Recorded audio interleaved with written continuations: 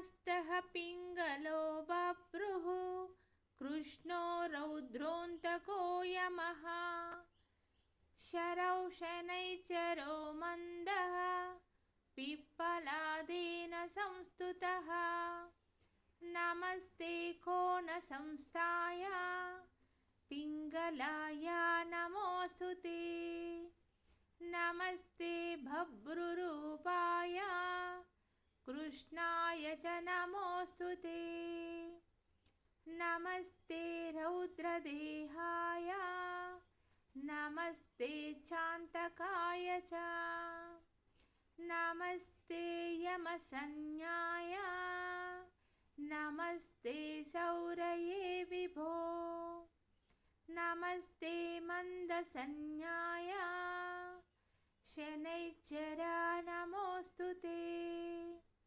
प्रसादं कुरु देवेश दीनस्य प्रणतस्य च। దయచేసి వినండి. ఎవరికైతే అర్ధాష్టమ శని దోషంతో బాధపడుతున్నారో, అదేవిధంగా ఏలినాటి శనితో ఎవరైతే చాలా ఇబ్బందులు ఉన్నాయండి, ఇప్పుడు మేషరాశికి వృశ్చిక రాశికి చాలా శనితో విపరీతమైన బాధలను అనుభవిస్తూ ప్రతిరోజు ఏడుపులు ఆర్పులతో విపరీతమైన సమస్యలతో మీరు ఎదుర్కొంటున్న ఈ బాధను తప్పకుండా ఈ శని శ్లోకాలను పఠించడం వల్ల మీరు చాలా వరకు మీరు ఆ బాధ నుంచి అయితే పక్కకు తొలుగుతారు. ఎందుకంటే ఈ శని దోషం వల్ల ఇంట్లో ఉన్న వారిని కూడా బయటకు లాగి వారితో గొడవలు పెట్టుకోవడం, లేనిపోని నిందలు వేయడం, లేనిపోని అప్పులు మీద పడడం, అప్పుల కోసం వచ్చి అప్పులుంటే ఒకవేళ వారు వచ్చి కూడా మిమ్మల్ని ఇబ్బంది పెట్టడం, ఇలా చాలా విధాల కష్టాలను ఎదుర్కోవాల్సి వస్తుంది. ఇంకా 6 సంవత్సరాల వరకు ఉంది. ఇప్పుడు 2 ఇయర్స్ అవుతుంది. ఇంకా 6 ఇయర్స్ వరకు మనం ఈ బాధలను పడాల్సి ఉంటుంది. కాబట్టి ముందుగానే మనము ఈ శ్లోకాన్ని పఠించడం వల్ల చాలా వరకు మనము ఈ శనిదోషం నుంచి కొంచెము మనము బయటపడే అవకాశం ఉంటుంది. స్వామికి కొంచెం శాంతిని చేకూర్చినట్టుగా అవుతుంది.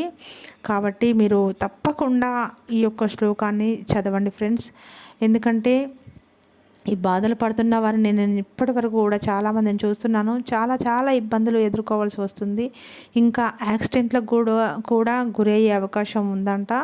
ఇంకా అంతేకాకుండా మానసిక వేదనకు గురయ్యి మనము ఏదైనా చేసుకోవాలనే ఆలోచన కూడా కలిగించే అవకాశాలు ఉన్నాయి.